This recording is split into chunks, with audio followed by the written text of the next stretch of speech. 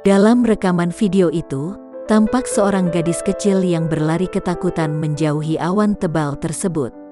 Sosok gadis kecil itu bernama Vida, yang kala situasi mencekam itu, sedang mengaji.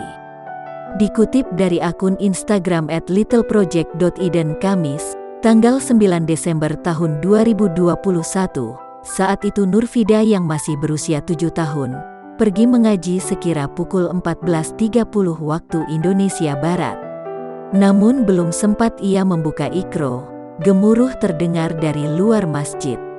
Sontak ustaz yang mengajari Vida meminta sang gadis kecil untuk berlari menyelamatkan diri.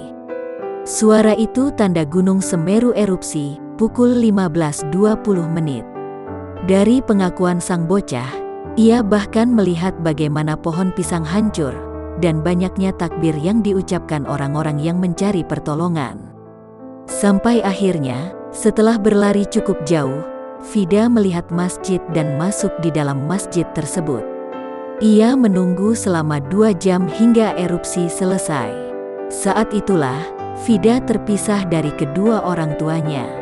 Vida baru bisa bertemu ayah dan ibunya sekira pukul 21 waktu Indonesia Barat di dalam masjid.